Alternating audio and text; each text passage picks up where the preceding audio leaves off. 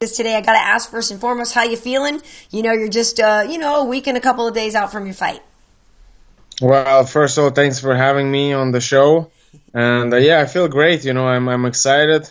I'm here in Nashville, and I'm ready to go. Nice. So you just got there already, which, seems, pretty early for fighters. Usually they don't get there till maybe the Tuesday, Monday or Tuesday of fight night. So what was the idea behind you getting to Nashville already?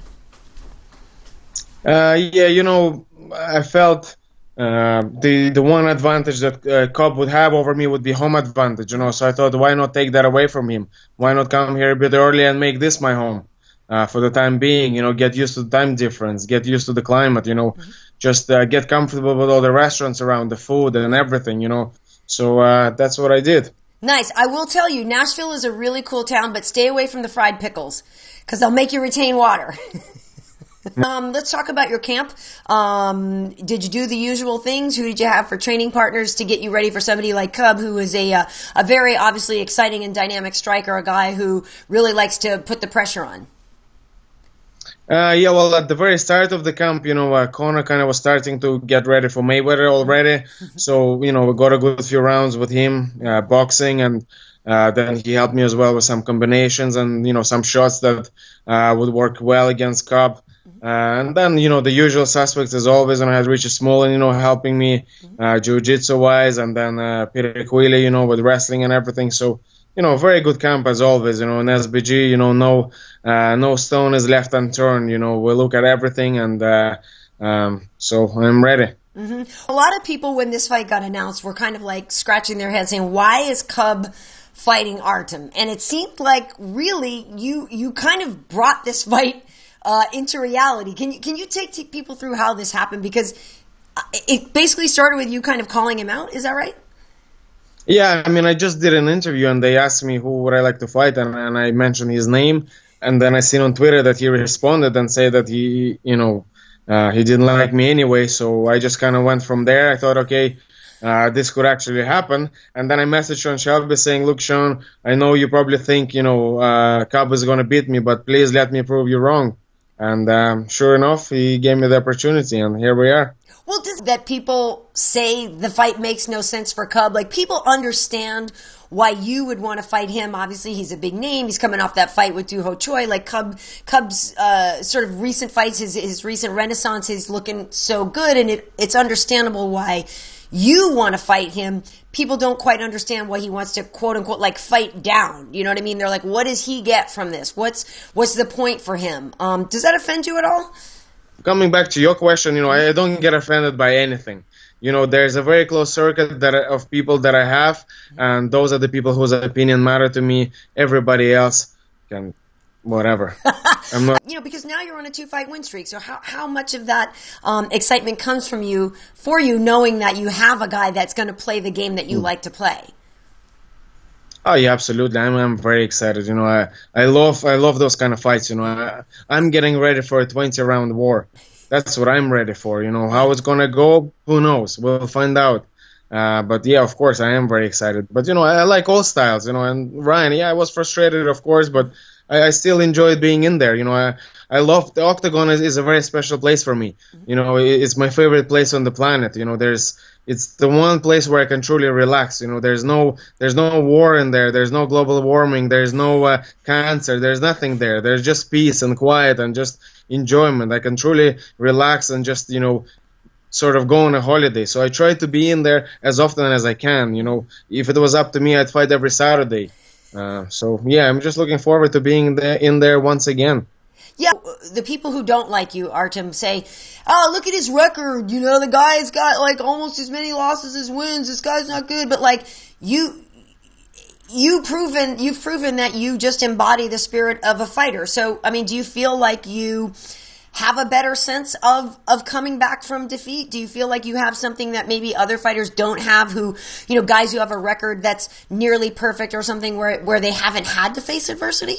So, and a lot of my losses were decision losses where I was destroying the guy and maybe rearrange their face, but they managed to hold me down a little bit and just, kind of play the point game a little bit better and win the fight that way. But I wouldn't even say they won the fight. They maybe won the contest, but not the fight. But I do accept them.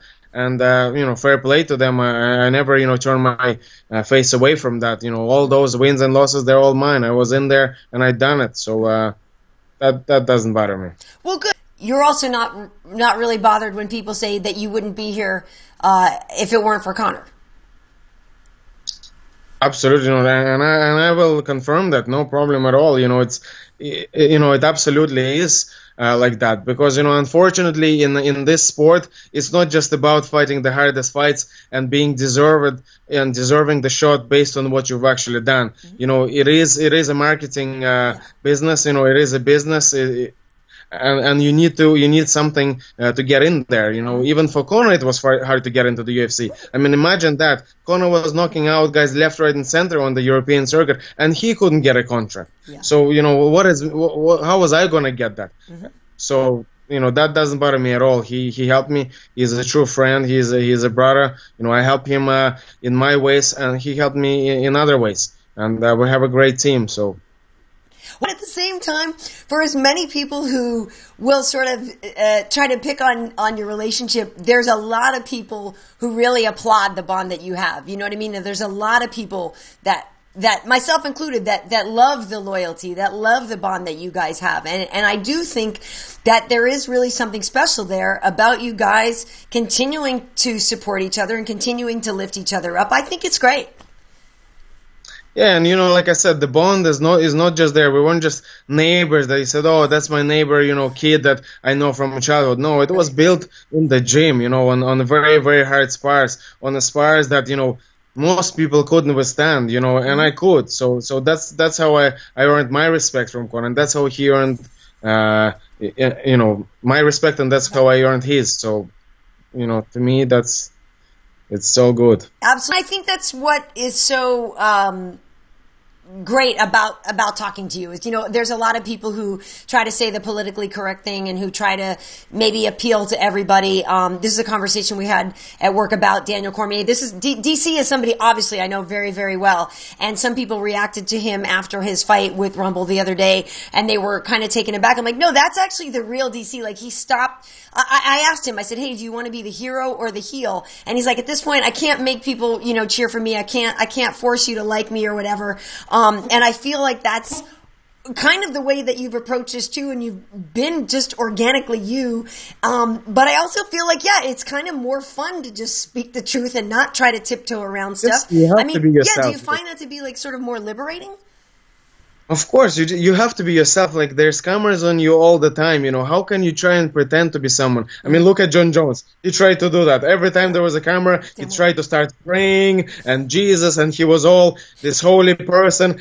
But then sometimes the camera would turn on him, and next thing he's got a big line of coke under his nose. You know what I mean? And that's what happens. That's what happens. Just be yourself. Right. You know what I mean? There's no problem. We're all human. We all make mistakes. It happens. No big deal. And another thing, I want to say to the rest of the people that always then, started hating him for that, saying you were such a role model. You're a bad role model now. No, if you're a parent, don't be stupid. Teach your kid to not be stupid. Look at John Jones. Say, look, this man worked hard. He achieved a lot of things. That's a good thing, so you follow that. But then he's also made some mistakes. Mm-hmm. He, hit a woman in a car. He was driving, whatever. That's not a good thing. So you don't follow that. There's nobody perfect in this world. Mm-hmm. So what's all this? You have to be a perfect role model. Nobody is perfect role model. Nobody is perfect.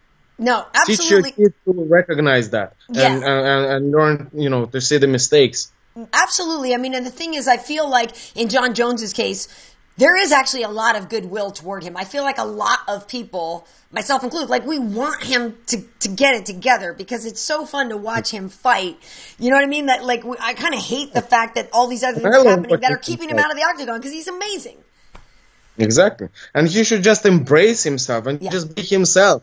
Just, admit it, accept it and say, look, whatever. Yeah, it happened. Sorry, guys. Who did it not happen to? You know what I mean?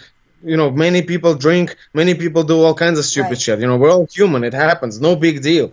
Just, be yourself and accept it and admit it, and it's no biggie. Right. Come back and fight and, let us see some good fights again. So, Artem, if the headline were to come out about you screwing up, what is it? Artem Lobov gets 9 girls pregnant in one night. Like, what? What's... what would you be busted for? I don't know, to be honest. I don't know. It could be anything. Could be anything. It could be anything. It could be anything. Listen, I know what I was at. Obviously, I was at UFC 205. To be honest, Conor looked kind of freaked out about the idea of being a father. As a mother myself, I know it is certainly life-changing. How has he been during this process? I mean, Dee looks beautiful. The picture she's sharing, she looks like a really happy, lovely lady right now. But I'm wondering, how your boy's doing right now? Because obviously every single day we're getting closer to reality. Yeah, I've seen him like not long ago there, and he was absolutely fine with it now. Okay, he seems to have kind of really grown into the role now. He is ready to be a father. He is ready to have that kid, and it's going to be one lucky kid. I tell you what, he's going to be loved and taken care of. And so I look forward to meeting him as well. So it's going to be pretty cool. Very nice.